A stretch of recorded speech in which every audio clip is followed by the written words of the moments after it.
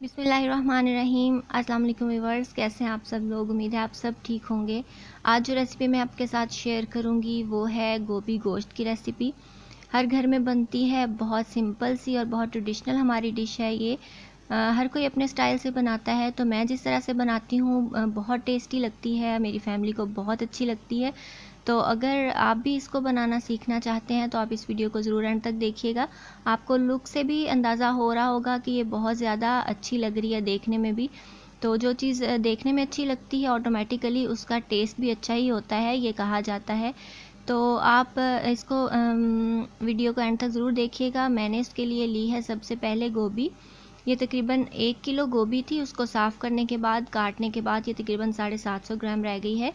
तो ये आधा किलो से ज़्यादा है, तो आप इतनी गोभी मैं ले रही हूँ। आप इसकी क्वांटिटी कम ज़्यादा भी कर सकते हैं। इसको अच्छी तरह से हमने वॉश कर लिया था और फिर कट कर लिया था। तो इसके बहुत ज़्यादा छोटे पीसेस नहीं करने, वरना ये बहुत जल्दी घुल के मैश होना शुरू हो जाती है। तो मुझे इसके ज़रा थोड़े बड़े पीसेस ही पसंद है। उसके बाद मैंने ले लिया है आधा किलो बॉयल्ड बीफ, और ये बॉयल करके मैंने और इसको फ्रीज़ किया हुआ था। ये फ्रोज़न है। तो आपने थंबनेल में भी देखा होगा कि ये इंस्टेंट गोभी गोश्त है, तो उसकी वजह यही है कि इसको मैंने हाफ़ डन करके फ्रीज़ किया हुआ था। इस तरह टाइम की बहुत ज़्यादा बचत हो जाती है। अगर आप भी इस तरह करें तो आपका गोभी गोश्त बहुत जल्दी से रेडी हो जाएगा। क्योंकि ये आधा गला हुआ है, इसको मैंने डाल दिया पॉट में। उसके बाद मैंने 2 अदद बड़े साइज़ के प्याज लिए, उनको मैंने स्लाइस करके डाल दिया है। अगर आप मोटे भी काटेंगे तो ये गल जाएंगे, कोई इशू नहीं है। और उसके बाद मैंने 7-8 जवे लिए हैं लहसुन के, जो एक उसका पूरा फूल होता है वो। और उसके बाद मैंने डाल दिया है अदरक और हरी मिर्चें। 6 अदद हरी मिर्चें थी और 1 टेबलस्पून जितना अदरक था, उसको क्रश कर दिया और डाल दिया। हाफ़ टेबलस्पून मैंने नमक ऐड कर दिया है। नमक की क्वांटिटी आप अपनी मर्ज़ी के मुताबिक एडजस्ट कर लीजिएगा, कम या ज़्यादा। उसके बाद मैंने हाफ़ टी स्पून इसमें डाला है चिली पाउडर। रेड मिर्चों का पाउडर जो छोटा चम्मच होता है वो आधा डाला है मैंने, क्योंकि इसमें हरी मिर्चें भी हैं। गरम मसाला भी जाएगा तो ये बहुत ज़्यादा स्पाइसी हो जाएगी फिर, इसलिए मैंने मिर्चें कम डाली हैं। 1/4 टीस्पून डाला है मैंने हल्दी का पाउडर। और इसके बाद मैं डाल रही हूँ इसके अंदर पानी। और पानी मैंने ऐड किया है 2 ग्लास, क्योंकि इसको मैं कुकर में नहीं बना रही। मोस्टली बीफ जो है वो कुकर में ज़्यादा लोग बनाते हैं और जल्दी गल जाता है। और मैंने इसको चूँकि हाफ़ डन करके रखा हुआ है, ये आधा गला हुआ है गोश्त, तो इसको मैं पैन में ही बना रही हूँ। तो इसमें मैंने डाल दिए हैं 2 ग्लास पानी। आप देख लीजिएगा कि आपका पानी कितनी जल्दी चीज़ों को गलाता है, उसी हिसाब से आप पानी डालिएगा, क्योंकि इसकी क्वांटिटी कोई फ़िक्स नहीं होती हर दफ़ा। क्योंकि एरिया वाइज भी चीज़ें डिफरेंट हो सकती हैं। तो मैंने इसको कवर कर दिया था। ये बॉयल होना स्टार्ट हो चुका है और हमने इसको थोड़ा सा चेक करना है, हिलाना है और दोबारा कवर कर देना है। जब तक कि हमारा पानी ड्राई नहीं हो जाता हमने इसको पकाते रहना है। और आंच हमारी कंटिन्यूसली मीडियम होगी, ना बहुत ज़्यादा तेज़ होगी ना बहुत ज़्यादा हल्की होगी। और आप देख सकते हैं मैश होना शुरू हो गए हैं लहसुन हमारे। पानी ऑलमोस्ट एवेपोरेट हो चुका है। मैंने डाल दिए इसके अंदर 2 अदद टमाटर, और टमाटर का मैं हमेशा से छिलका रिमूव करके डालती हूँ। तो इस तरह वो स्किन जो है वो हमारे खानों में नज़र भी नहीं आती और वो थोड़ी सी हार्मफुल होती है हमारे लिए, इसलिए इसको मैं रिमूव कर देती हूँ। तो ये मैंने डाल दिया है टमाटर। इसको दोबारा से थोड़ी देर कवर किया था। ये गल चुके हैं, आप देख रहे हैं टमाटर नज़र भी नहीं आ रहे, मैश हो चुके हैं ऑलमोस्ट। अब इसके अंदर हम घी डालेंगे और घी डाल के इसको भून लेंगे बहुत अच्छे तरीके से।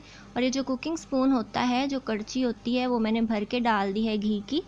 तो आप इसमें थोड़ा सा ज़्यादा घी इसलिए जाता है कि ये गोभी जो है वो ड्राई अच्छी नहीं लगती, तो थोड़ी थोड़ी सी तरी हो तो देखने में अच्छा लगता है। तो ऑलमोस्ट हाफ़ कप होगा ये। तो मैंने इसको डाल दिया था। आप ऑयल भी यूज़ कर सकते हैं अगर आपको कोई हेल्थ प्रॉब्लम है तो मैंने ये डाल के इसको तकरीबन 5 से 7 मिनट भूना। बहुत अच्छे तरीके से हमने इसकी भुनाई करनी है। बहुत अच्छा सा रेड सा कलर जब आ जाएगा, भुन जाएगा, तब हम इसमें बाकी मसाले ऐड करेंगे। तो ये हमारा गोश्त बहुत अच्छे तरीके से भुन चुका है। मैंने इसके अंदर डाल दिया है ज़ीरा, और वो है हाफ़ टेबल स्पून, और मोटा कुटा हुआ था। और मैंने 1/3 टेबल स्पून यानी आधे चम्मच से थोड़ा सा ज़्यादा डाल दिया है धनिया पाउडर, खुश्क धनिया जो होता है वो। ये दोनों चीज़ें थोड़ी मोटी कुटी हुई थी और बहुत अच्छे तरीके से हमने इसको दोबारा से मिक्स कर दिया। अब इसमें डालेंगे हम अपनी गोभी।